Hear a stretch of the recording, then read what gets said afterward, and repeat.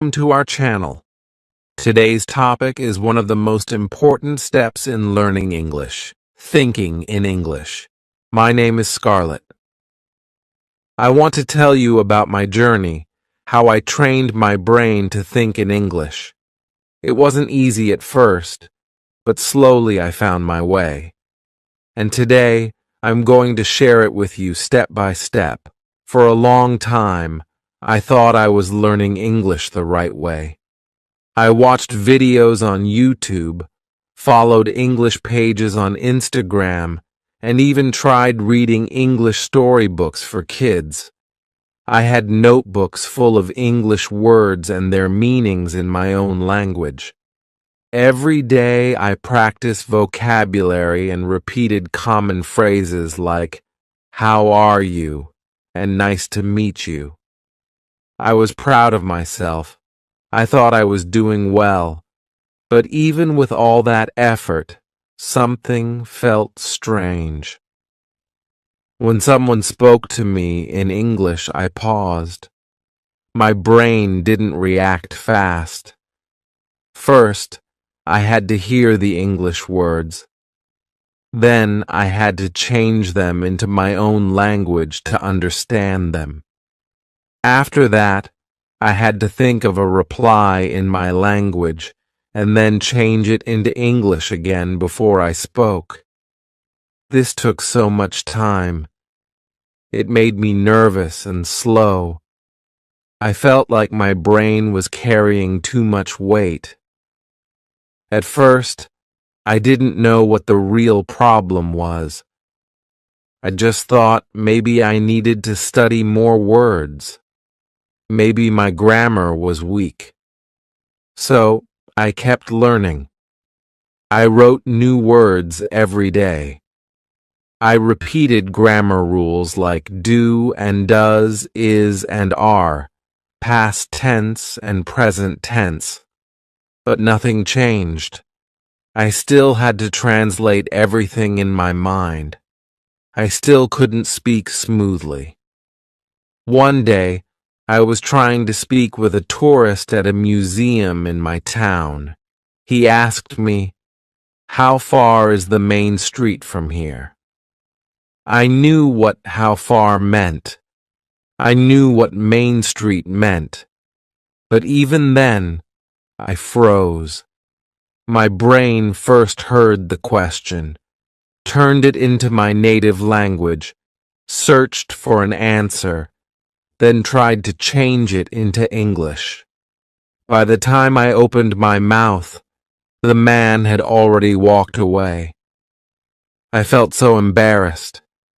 That moment stayed with me. I knew something had to change. That night, I sat on my bed and thought deeply. Why can't I speak fast like native speakers? I asked myself. Why is it so hard for me to think in English?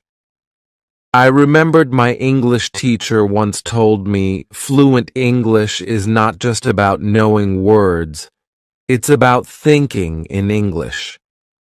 At that time, I didn't really understand her words, but now it hit me hard. I finally understood the problem. My brain was still living in my first language. Even though I had English books and English videos around me, my thoughts were not in English.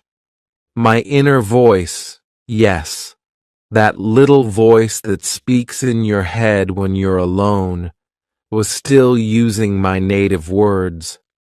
It was like I had two worlds.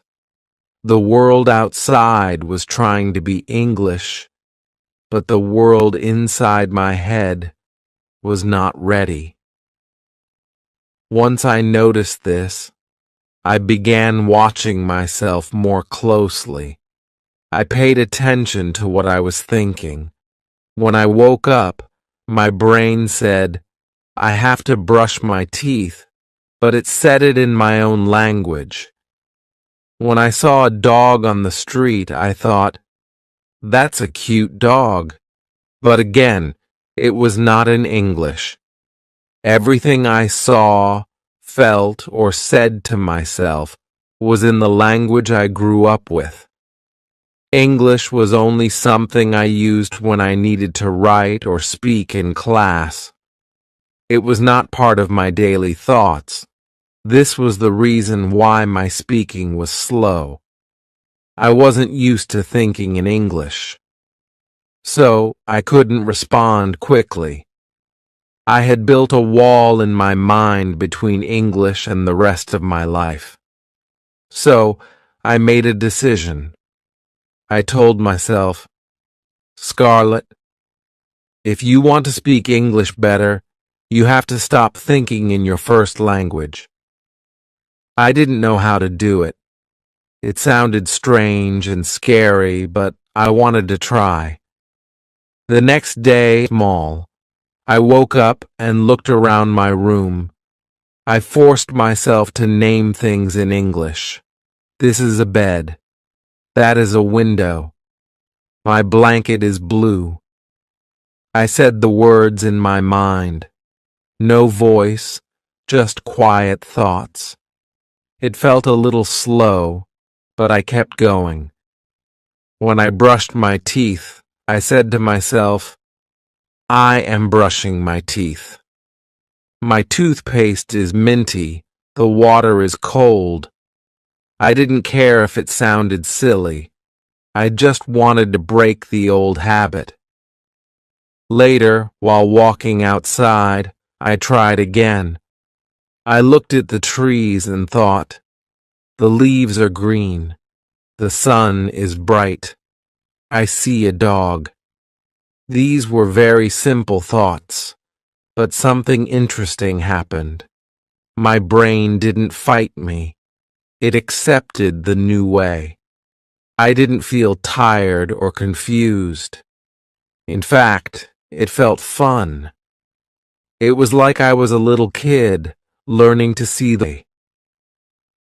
For the first time, English was not just a subject I studied.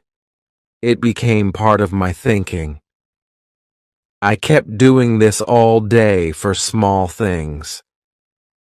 In the kitchen, I thought, I am washing the dishes. While folding my clothes, I said, this shirt is clean. These pants are soft. I started talking to myself more and more in my mind. It felt like I had a new friend inside me, an English-speaking version of myself. Still, it wasn't perfect.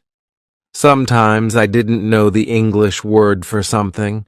Like once I saw a bird on a wire and I wanted to describe it, but I didn't know the word wire.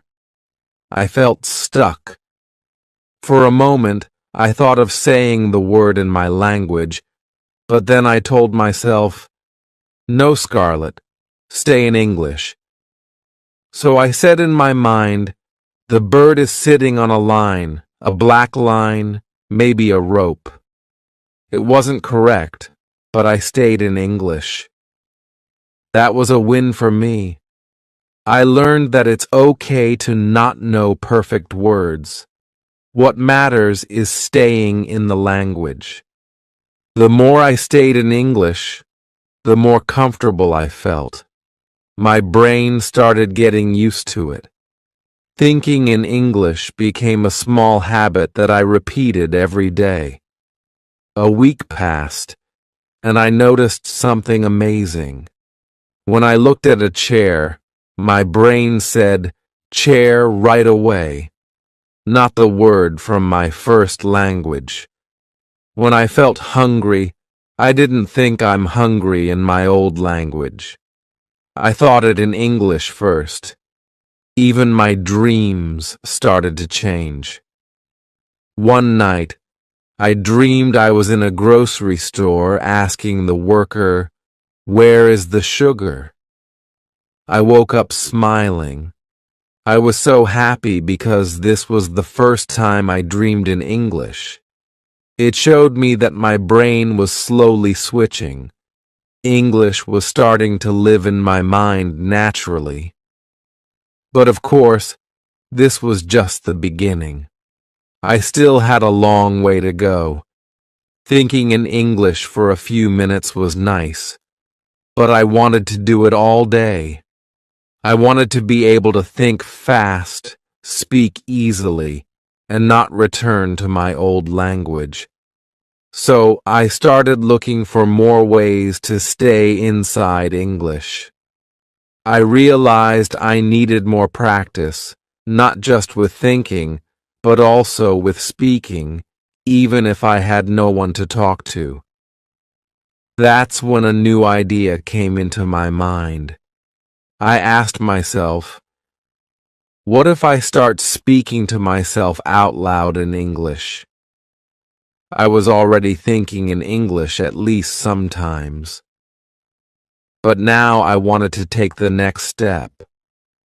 I wanted to use my voice and speak to myself like I was talking to a friend. It sounded funny, but I thought it could help. My heart felt excited and nervous at the same time. That moment was the start of something new, something even more powerful. I didn't know it then, but what came next would change my English even faster. It would build my confidence and help me stay in the English world longer. After I noticed how often my thoughts were in my first language and I started trying to think in English, my world slowly began to change. But even though my thoughts were becoming English little by little, I felt there was still something missing. It was like planting a seed, but not watering it enough. I needed more. Just thinking in English helped. Yes, but I wanted to speak fluently, not just think quietly inside my head. One morning I was brushing my hair and thinking in English, saying in my mind, "My hair is long.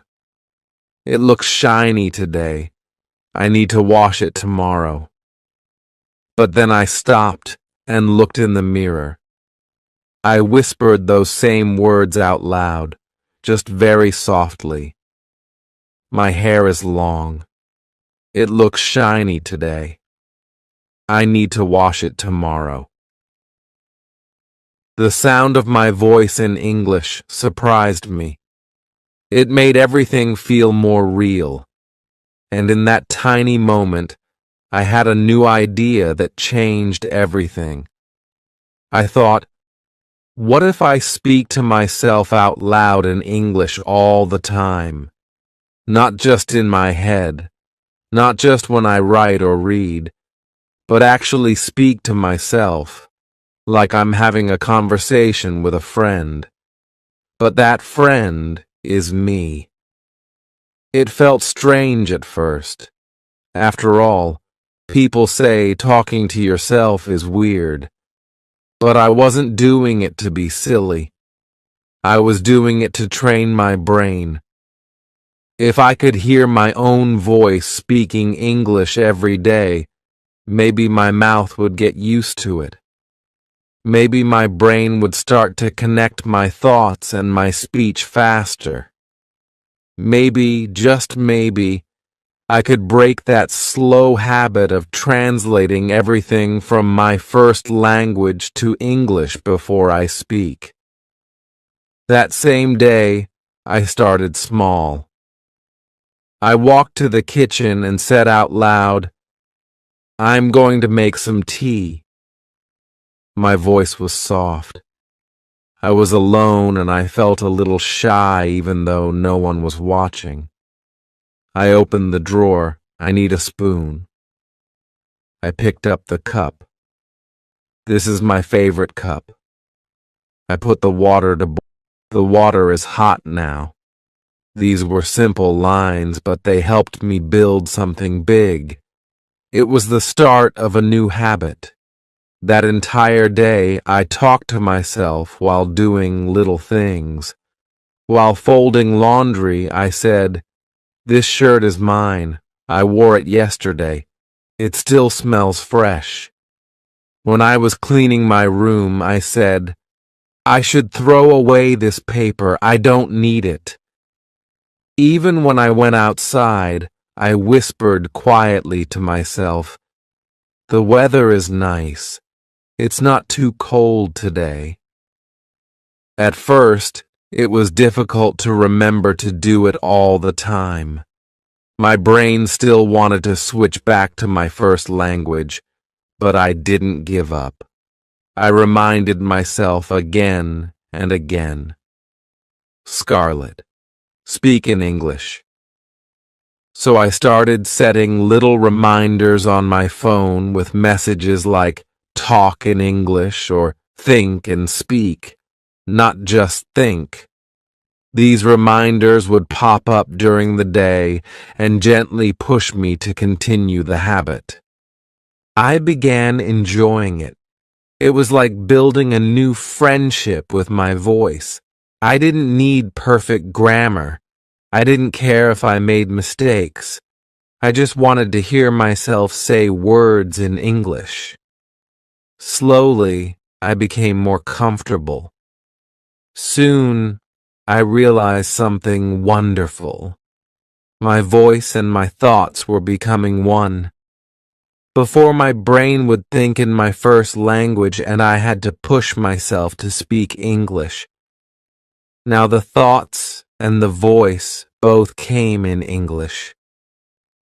It wasn't perfect, of course. Sometimes I forgot words, but I found ways to keep speaking. If I didn't know the word vacuum cleaner, I would just say the machine that cleans the carpet. If I didn't know how to say hanger, I'd say the thing I use to hang my shirt. I stopped worrying about finding the perfect word. I just kept going, and the more I kept going, the more my confidence grew. I also started creating little stories out loud while walking around. For example, if I was cooking rice, I would say, now I am going to make some rice. First, I will wash it. The water is cloudy. That means it's dirty. Now I pour the water out. Now I will cook it. I hope I don't burn it like last time. I laughed at myself sometimes. It was funny to hear myself telling small stories about such boring things, but it made the process fun, and most importantly, it helped me stay inside the English world longer. The longer I stayed inside English, the easier it became. One time, I even played a game with myself. I pretended I was making a YouTube video. I turned on my phone camera but didn't record, and I said, "Hello everyone. Welcome to my kitchen. Today I will show you how to make my special tea. First, we take the water. Then we add some ginger. Now we boil it." I acted like a real host. I smiled while speaking. I laughed when I forgot words and just kept going. I was playing, but I was also learning. I was training my voice to become friendly with English. Another day, I sat in front of my mirror and practiced conversations. I said, "Hi, my name is Scarlett." "Nice to meet you. How are you?" "I'm doing well. Thank you. What do you do?"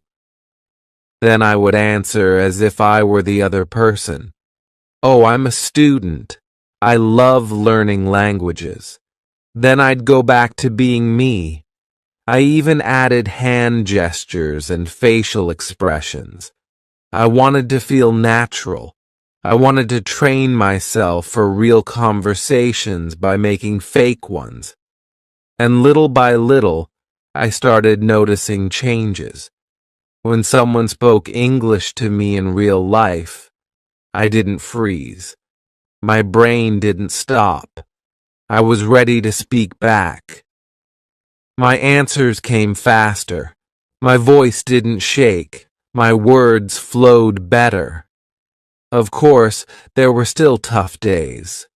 Some mornings I woke up tired and didn't feel like talking at all. On those days, I gave myself a break. But I still tried to do a little. Even if it was just one sentence like, "Today I am feeling sleepy." I kept the chain alive. I learned that talking to myself in English didn't need to be a perfect performance. It was just a quiet promise I made to myself to keep speaking no matter what. And even when I was around people, I found clever ways to continue my habit. If I was walking to the grocery store, I would whisper softly under my mask. If I was on a bus, I'd pretend I was listening to music while quietly talking about what I saw outside. There's a boy with a red backpack. That woman has a kind face. The sky looks gray today. These small sentences helped my brain stay connected to English all day long. Then something very special happened. One afternoon, I was walking in the park and saw a tourist family asking for directions. They were looking around, confused. I walked up to them and said, "Do you need help?" The man smiled and asked, "Yes. Can you tell us how to get to the central library?" And to my surprise, I didn't freeze. I didn't need to translate anything in my mind. I just said, "Yes, go straight down this road, then turn right at the traffic light. It's the big building with blue glass windows." The words came naturally. I felt no fear. I felt strong. I felt proud. As I walked away, I whispered to myself, "You did it, Scarlett. This is working." That night, I sat on my bed and thought about my journey so far. From being stuck in my own language to thinking in English to now speaking to myself all day. I had come so far. I realized that fluency is not just about grammar books or long vocabulary lists. It's about practice. Real, daily, simple practice. And for me, talking to myself became the most powerful way to train my speaking. It was like building a muscle. The more I used it, the stronger it got. But there was still one more thing I wanted to do. I wanted to use English in more places, not just at home or in my room. I wanted to use it during my real daily activities while shopping, walking, cooking, cleaning, and everything else. I knew this next step would take more courage. I would have to use English even when people might hear me or look at me. I would have to carry English with me everywhere. After I started speaking to myself in English all the time, I noticed something else. Even though I was saying many sentences in English every day, my brain still had an old habit. It kept translating from my first language before I spoke. It was like my thoughts were wearing a heavy coat that they didn't need anymore. That coat was translation. I would think of something in my native language, then try to find the English version of it. And that step, the translation step, was slowing me down. It made me speak slower. It made me feel less natural. I wanted to speak freely, like the way I did in my first language. But how could I do that if I kept translating every sentence before I said it? One morning, I was making toast in the kitchen. As usual, I was speaking to myself in English. I said, I need to, take the toaster. No, wait. I need to warm the bread. I had paused because I couldn't remember the exact word for putting the bread inside the toaster. I got stuck. My brain was searching in my first language and trying to bring the English word from there. That's when I realized something important. I didn't have to say everything perfectly. I didn't need fancy words. I didn't need long, hard sentences. I could just use easy words, words I already knew, and trust them. So instead of saying something like, I am placing the slices of bread into the toaster in order to prepare breakfast, I said I put the bread in. Now I wait. When it's ready, I will eat. It was simple. It was not perfect, but it was clear. I understood it. If someone else heard it, they would understand too. That's all that mattered. I decided that day to stop translating and start trusting. I would trust my easy English words. I told myself, Scarlett, you know enough. Use what you have. Stop waiting to be perfect. Start being brave. And with that new mindset, I made a promise. I would no longer think in my language first. I would use English directly, even if it was just with the words I already knew. I believed that fluency wasn't about using big, smart words. It was about using simple words smoothly and without fear. That day, I practiced more. When I walked outside, I didn't say in my mind, okay, first in my language. Then, how do I say that in English? No, I just looked around and spoke in English. Right away, I said, that tree is tall. The wind is cold. I like walking today. These were short sentences, but they were real. They came from my heart, and they came straight in English. It felt strange at first. I had lived so many years thinking in one language and translating everything. My brain wanted to go back to that comfort, but I didn't let it. Every time I felt the old habit coming back, I stopped and reminded myself, no translation. Easy English is enough. I even started writing that sentence in my notebook. Easy English is enough. I repeated it every day. I wrote it on sticky notes and put them on my wall.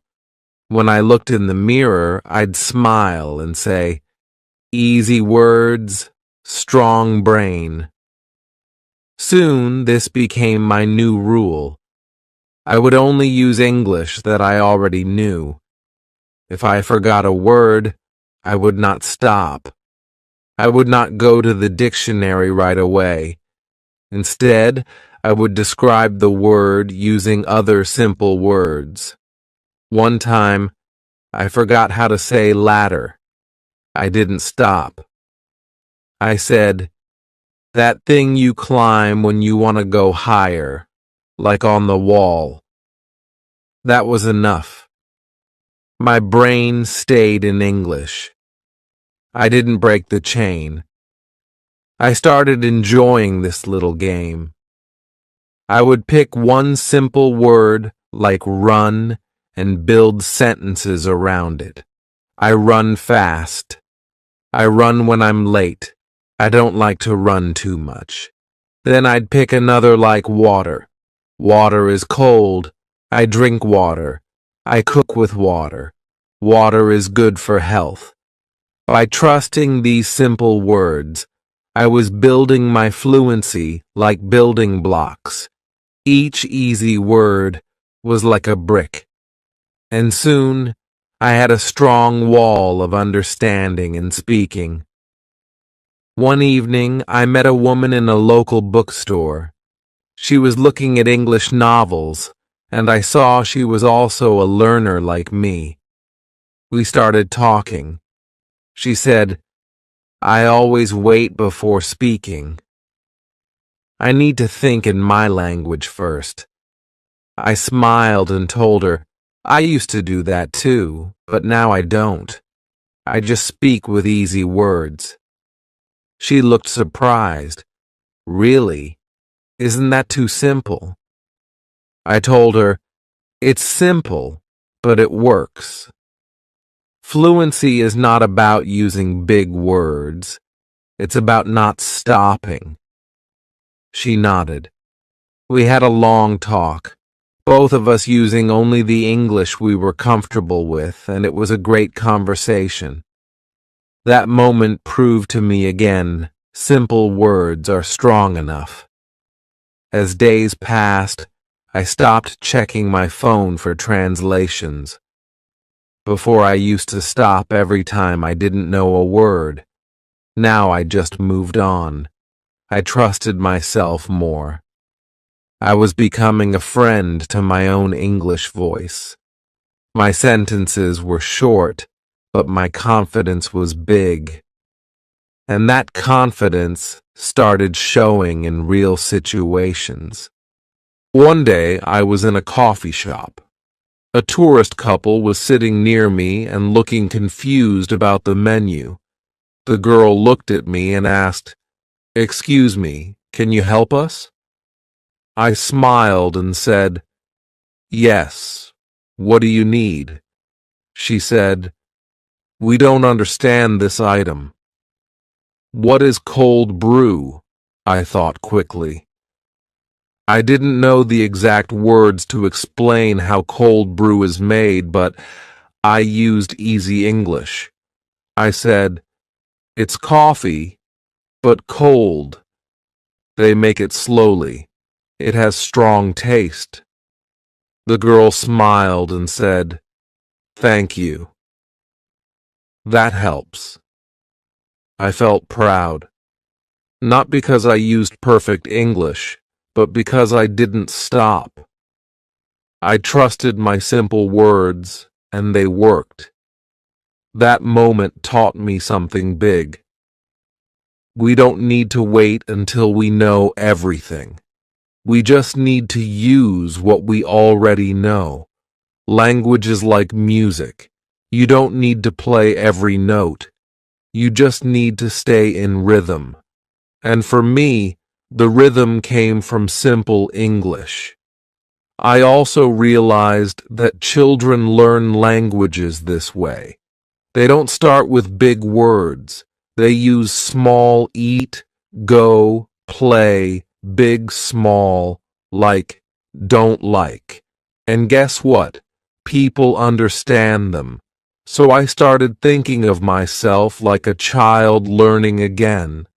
And that idea made me feel free. I didn't feel shy anymore. I didn't feel like I had to impress anyone. I just had to express myself.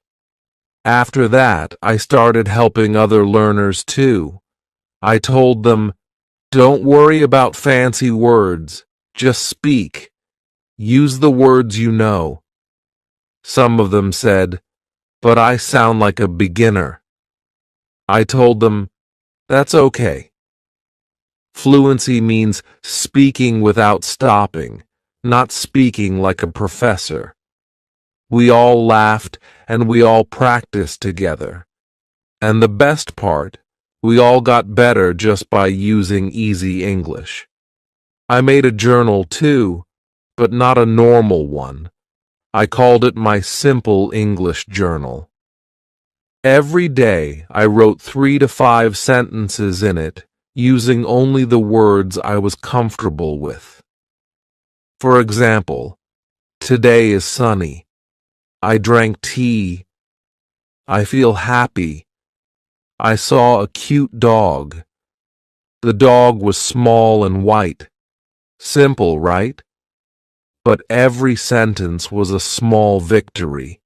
Every sentence was proof that I could think and write and speak in English without translation and without fear. Now my days feel different. I wake up and think in English. I speak to myself using easy words. I write in my journal. I help others. And I do all of this without going back to my first language. It's like I've opened a new door in my brain. Behind that door is a place where I don't need to be perfect. I just need to be present. I just need to keep going.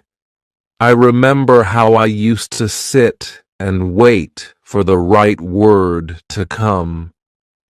I used to say, "Wait, I can't speak until I know the exact word." But now I speak first and learn later. If I don't know a word today, I will learn it tomorrow, but I won't let it stop me today. That's the power of trusting easy English. And now I was ready for the next step. I wanted to start thinking in English during every real-life activity I did. Shopping, cleaning, walking, cooking, and stay inside the English world every moment I could. After I stopped translating and began trusting the easy English words I already knew, something inside me changed. I felt lighter, like I was finally free to express myself without fear or stress. Speaking in English didn't feel like a job anymore. It started feeling like a part of who I was. But I knew that speaking to myself and writing simple sentences in a journal were only the beginning. If I truly wanted to make my brain think in English all the time, I had to go deeper. I had to turn every part of my life into a place where English lived. I had to use my daily life as my English practice room. The idea came to me one afternoon while folding laundry. I was matching socks and stacking t-shirts when I realized something. My hands were busy, but my brain was quiet. And then I asked myself, why am I not using this moment to practice English? I smiled, picked up a blue shirt, and said aloud, "This shirt is soft. I like this color. It's my favorite for weekends."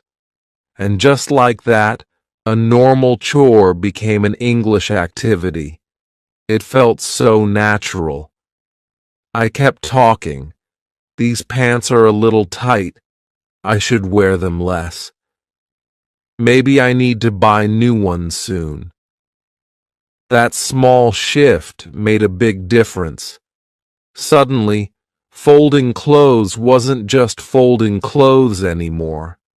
It was language time.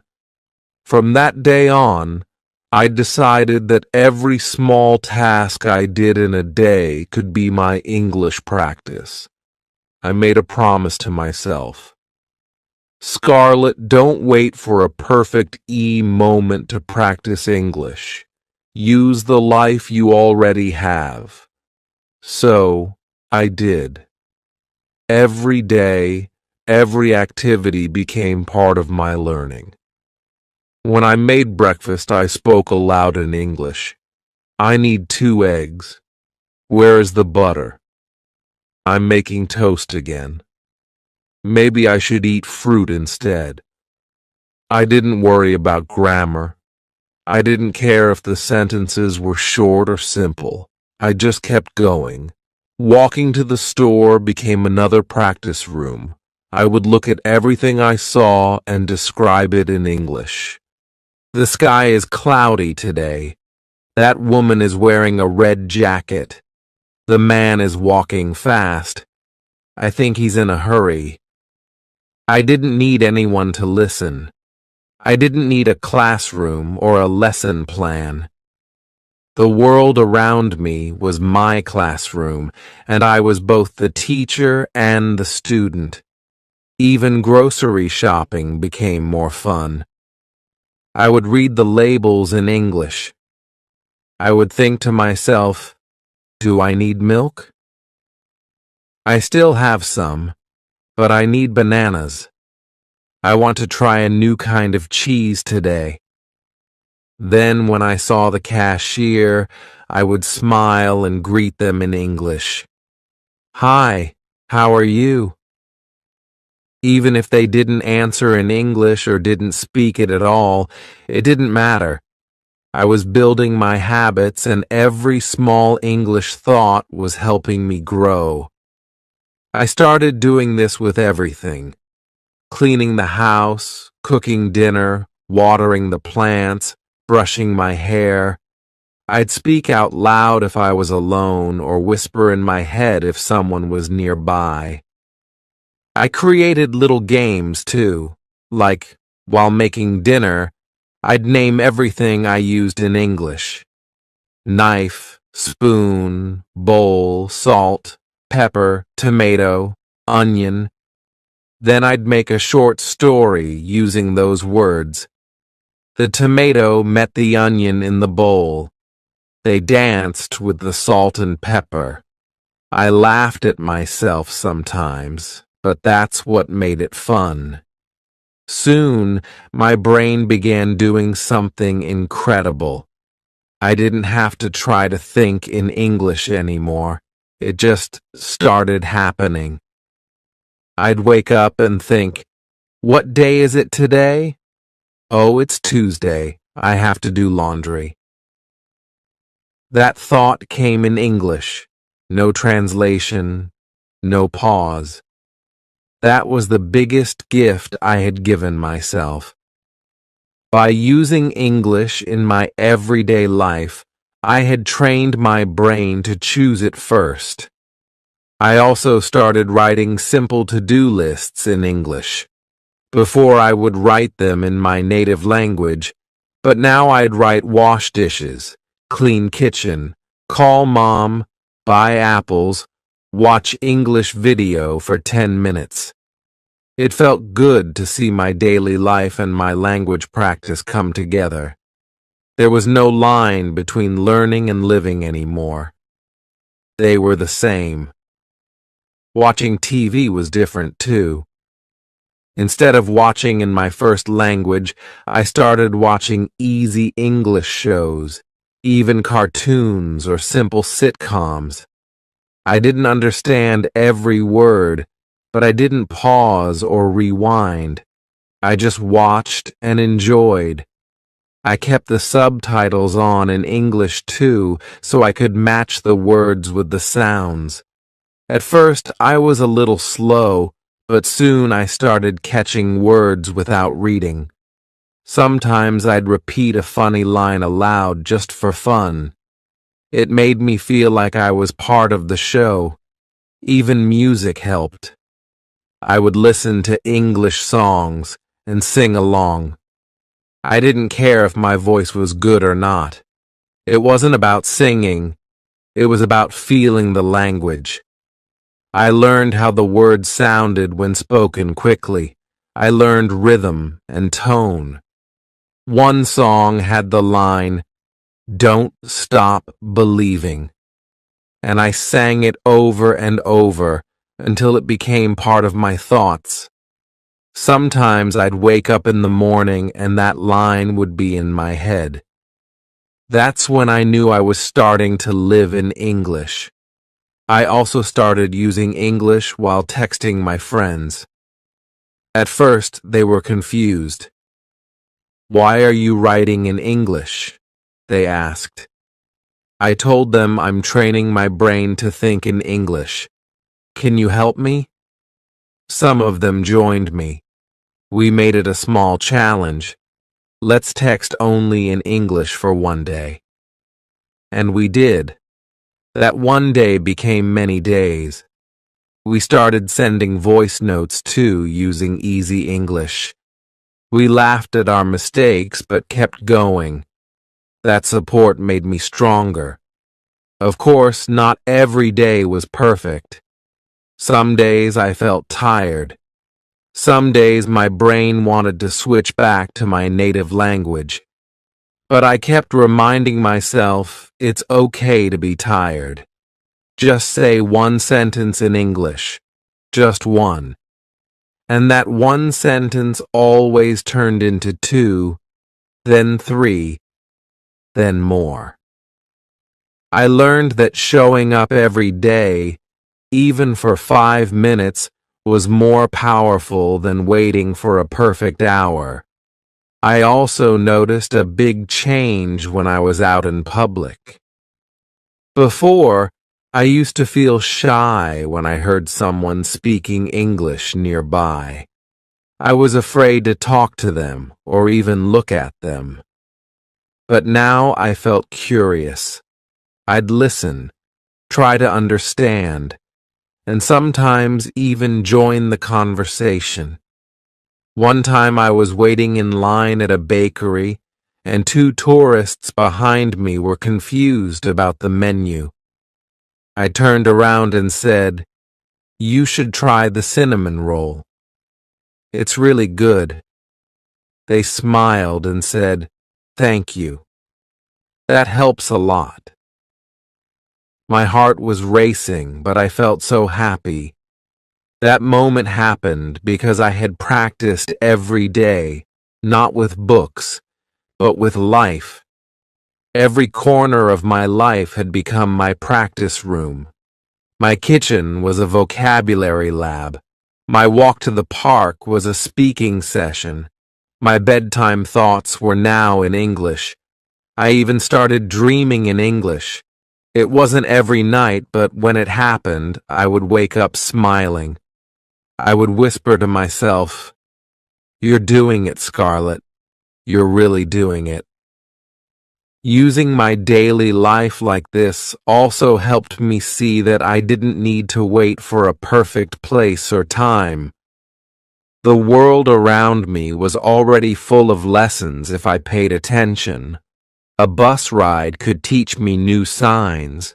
A trip to the market could teach me new words. Talking to myself while doing the dishes could build my grammar. Everything counted. One day, I stood in front of my mirror, looked into my eyes, and said, "This is the new you. You don't wait for English practice. You live it." I could feel the pride growing in my chest, and it wasn't just about English. It was about who I was becoming, confident, curious, and brave. By using my life as my practice room, I didn't just learn a language. I built a lifestyle. I created habits. I built trust with myself. I didn't need expensive courses or big books. I needed something simple to be present, to notice, and to keep going. And now I was ready for one more step. My brain was thinking in English. I was speaking without translation. I was using my whole day as a tool. But now I wanted to take it further. I wanted to learn how to stay inside that English world without getting tired. How to keep going even when things felt hard or slow. I wanted to know how to stay patient and enjoy the long journey. By the time I started using my daily life as my English practice room, something inside me had already begun to shift. I wasn't just practicing English anymore. I was living with it. I was thinking in it. I was dreaming in it. I was feeling in it. And it no longer felt like I was learning a second language. It started feeling like I had invited a quiet friend to stay inside my mind, one who whispered kind words in a new voice. That friend was English, but I knew something important. If I wanted to truly make English a part of me forever, I had to do more than just speak it sometimes or think in it when I remembered. I had to let English live inside my mind every single day, not as a visitor, not as a guest, but as a new part of my identity. That decision changed everything. I woke up every morning and gave myself a quiet promise. Scarlett, let today be another English day. I wasn't forcing myself. I wasn't rushing to be perfect. I was simply allowing English to be present in every part of my day. Just like how we breathe without thinking, I wanted English to flow through me naturally. I began with the smallest things. When I opened my eyes in the morning, I would greet the day in English. Good morning, Scarlett. What's the plan today? Then I'd stretch my arms and say, You've got this. These tiny moments felt warm and encouraging, like little love notes to myself. It wasn't about grammar or big vocabulary anymore. It was about building a home for English inside my thoughts. As I brushed my teeth or tied my shoes, I'd continue the conversation in my head. Don't forget your umbrella. It might rain. Should I wear the red shoes or the black ones? These sentences weren't perfect, but they were real, and they came from me, from my life. That's why they stuck. One thing I noticed was how my relationship with silence changed. Before, when I was quiet, my mind used to wander in my first language. I would daydream or think about the past. But now I invited English into those quiet moments too. If I was waiting in line or walking alone, I'd describe everything around me in simple English thoughts. That dog is so fluffy. The flowers look fresh. The old man has kind eyes. It became like background music in my brain, always playing softly, always comforting. I also realized that English didn't need to be serious all the time. It could be silly, playful, even weird. One day, I dropped a spoon while cooking and said aloud, "Oh no, spoon down." I laughed. That sentence wasn't from any book or class. It came from me. That's when I knew. English was no longer something I was borrowing. It was something I owned. To keep English alive in my mind, I made small habits part of my daily rhythm. One of them was journaling. Every night just before bed, I would open a simple notebook and write a few sentences about my day. Nothing fancy, just honest thoughts. Today was a little boring. I didn't go outside, but I watched a video about clouds. I learned some new words: thunder, lightning, storm. That 5-minute practice felt like brushing my brain with English. Another habit I loved was reading out loud. I didn't read long books or difficult articles. I picked short paragraphs, quotes, storybooks, funny news. I would read slowly like I was tasting the words. Sometimes I read in front of the mirror, pretending I was a news anchor or a YouTube star. Hello, everyone. My name is Scarlett, and today I'm going to tell you about my breakfast. I giggled, but I kept going. These playful moments gave me power. They reminded me that I was in control of my learning, but not every day was easy. Some mornings I felt lazy. Some evenings I felt tired. On those days, the voice in my head would try to pull me back. You can skip English today. One day won't